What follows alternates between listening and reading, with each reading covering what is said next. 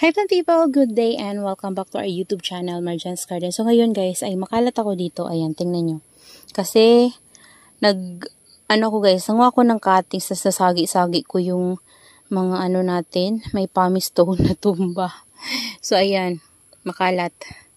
Yan, so dito tayo guys, kung mapapansin nyo, marami tayong nakapatong kasi yung mga tinaniman ko niyan guys na white pot ay nilagyan ko ng cuttings ng ating mga Purple Delight. Kasi guys, nanguha ko ng cuttings ng ating mga Purple Delights para next year guys ay panibago na yung kanilang mga baby. So, sabay-sabay silang lalaki. So, yun yung naisip ko. Kaya, naisip kong manguha ng cuttings and plano ko nga, diba? So, sabi ko sa inyo last time na yung area na to ay pupunuin natin ng Purple Delight. Ayan.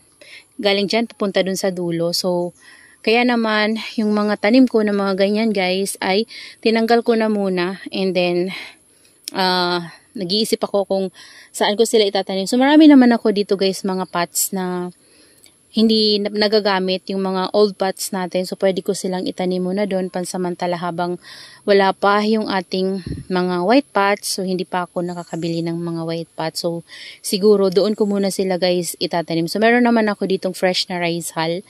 And lalagyan ko na lang sila guys na garden soil. And then yung pangpataba nila guys ay nilalagyan ko sila ng Osmocote. And syempre, naglalagay tayo ng Furadan and DE powder sa kanila. So, yun yung gagawin ko siguro ngayon guys. And then kapag stable na sila doon at need na ulit nilang maripat, kapag meron tayong mga pots na white na ganito guys, yan, iriripat ko na lang sila doon. So, ngayon kasi guys, naisip ko na simulan ko na yung pagka-cuttings ng ating mga Purple Delight at para paunti-unti guys ay mapupuno ko na yung area na to.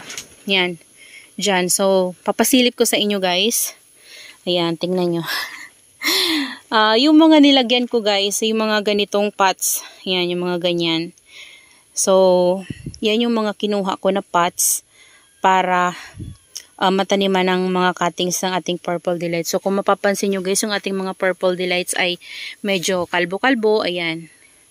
Marami sila guys. Ito, kinuha ko yung mga babies ito guys dito para naman yung mga babies na maliliit sa ilalim ay maarawan. So, para lumaki sila guys. Kasi siksika na talaga. Kasi marami din yung mga tumubo na babies sa top nung mga old natin na Purple Delight na mga kinuha na ng cuttings. And then dito guys, yung mga cuttings galing dito ay kinuharan ko din guys ng cuttings. Sa gilid lang naman guys, yung mga sa gilid na medyo matatangkad na. Ayan. So, yun yung ginawa ko. Pero yung sa gitna, guys, hindi ko na tinanggal para meron namang matitira dyan, guys. So, pangit naman kapag kalbo. Tapos, ito yung oldie natin na natirang mga Purple Delight. So, yan sila, guys. Kinuhanan ko rin sila ng cuttings. Ayan.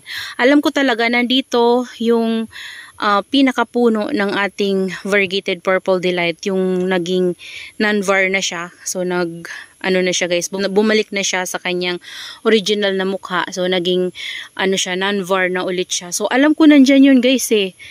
Kaso lang, hindi ko na maalala kung sino dyan at alin dyan banda. Kasi dito banda na area, alam ko, yung tinapkat ko na galing dyan ay nailagay ko dito. So, kaya naman, last time, nagkaroon tayo ng variegated dyan na galing sa leaves. Kasi, tinanggal ko yung mga leaves niyan guys sa ilalim before. And then, nilaglag ko lang din dyan guys. And yun nga na propa siya. May tumubo na var. So, nandito yun guys. Ito siya oh. Ayan. O, diba? Yan yung nakuha ko doon guys na variegated. So, nagbabakasakali lang din. And then, this one guys, yung ating mga variegated dito banda ay pinugot ko din. So, napakita ko na to sa inyo last time. Pero ngayon guys, may pimples na siya oh. Ayan, ito parang dalawa yung pimples nito, yung maganda yung var. Kaso lang guys, yung full bar natin ay nakakalbo. Ewan ko guys, nalalaglag yung mga leaves niya, hinayaan ko na lang. Tapos ito, yung non-var na pinugot natin before, nagkaroon siya ng baby, ito siya, tinanggal ko siya guys. So, mayroon na naman siyang tumutubo na pimples, so ayan siya. Tapos yung mga kasamahan nito guys, na mga, siguro mga leaf row pa yun ni Ma'am Prenny before na sinama niya dito. Ayan siya guys, lumaki na siya. So, pinagka-cut ko rin. Tapos yung dito banda na mga galing dito na cuttings guys, ay kinuha ko rin. kinat ko rin siya kasi matangkad na rin naman siya guys. So para tumubo siya ng new babies. And then yung dito banda sa top na to guys, non-variegated yung tumubo dyan. So ito siya. Yan, para magkaroon ito ng new baby din. So nilagyan ko yan guys ng tango para safe na hindi siya mapufungus. So yun. Yun yung mga kinuhanan natin ng cuttings. Yan, ito, kinuhanan ko rin to guys. Ay, kinuhanan ko ba ito? Parang hindi. Hindi ata to. Ito, tsaka yan. Yan, hanggang pa doon na guys, kinuhanan ko. So, yung dito banda guys, marami itong mga heads talaga. Yung mga one root natin na mga purple delights na marami talagang heads. So, kinuhanan ko sila. So, mas, ano pa yan guys, mas kakapal pa yan kapag tinubuan sila ng mga new babies. Ayan. So, hindi naman ako guys nanghihinayang kasi yung pinutulan natin na yan, sure naman yan guys na magbibigay yan ng mga babies. And then, yung mga kinat natin dyan guys, ay sure naman din na mabubuhay natin sila. So, nandito sila guys. Ayan. Nag-aayos pa ako. Ayan o, kasi andito pa yung mga pots natin na iba. Ayan o. So, plano ko silang iripat sana itong mga to. Ayan, kasi gusto kong ilagay dyan yung mga purple delights natin. Pero, wala kasi akong pots guys na pagriripatan pa sa kanila. Kaya hayaan ko na muna itong mga to. Ayan. So, ito na guys yung mga nakuha natin na cuttings. Ayan, magsimula tayo dito. Ayan. Ito napakita ko na to sa inyo. Ito yung Purple Delight na variegated na nakuha natin dun sa may full bar kanina. So, ito siya. Tingnan natin kung may roots na. Oh, meron na guys. Nakakakilig. May roots na. Yehey!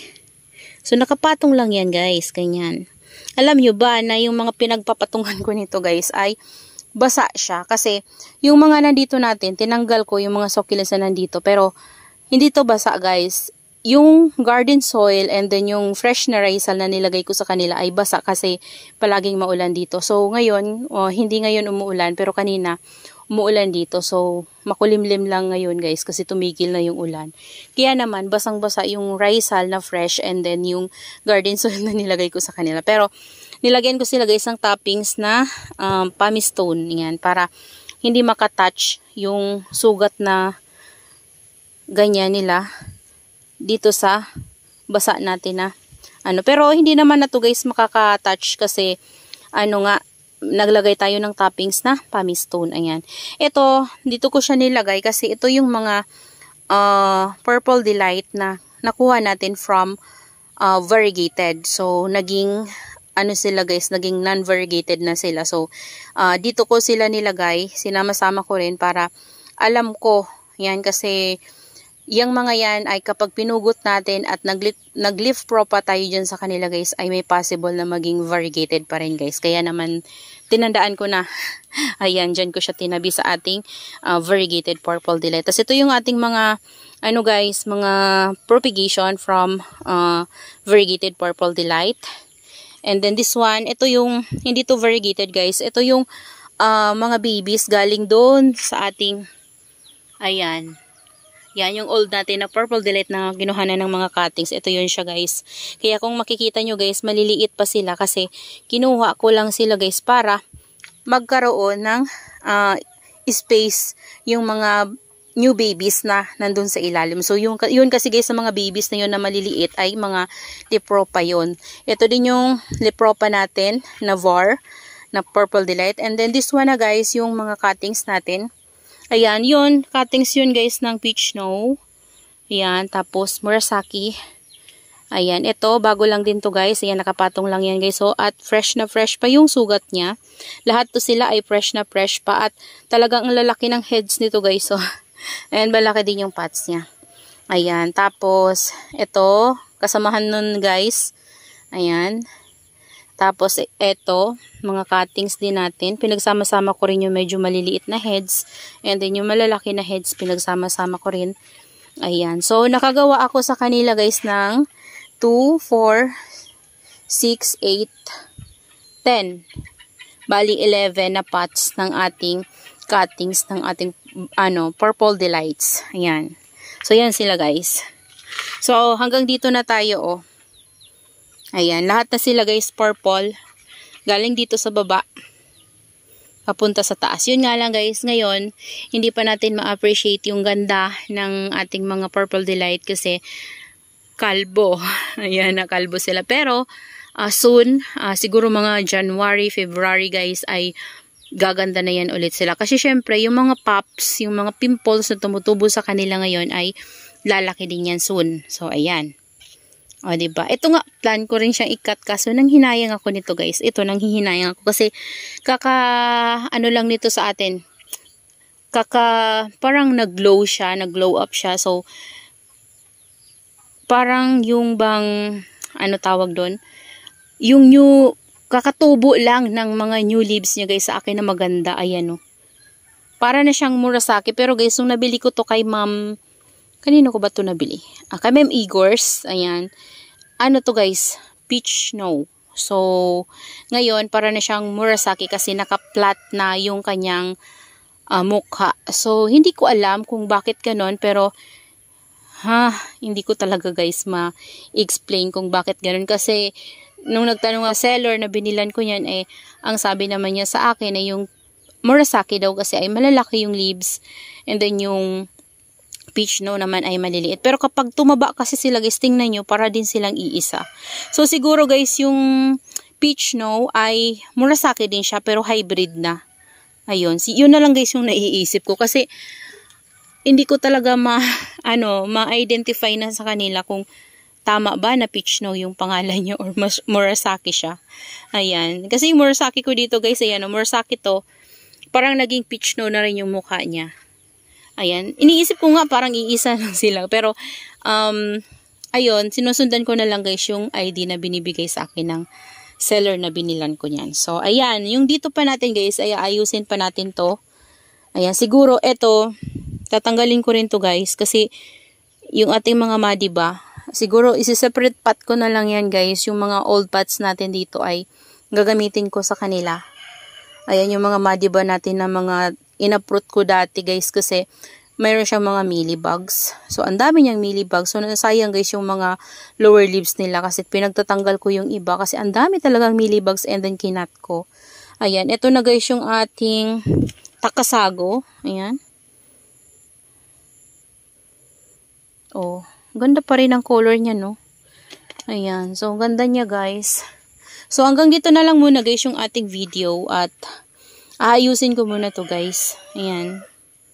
So, nakaka-excite guys na makita to na mapuno ko sila ng mga Purple Delights from mga cuttings propagation.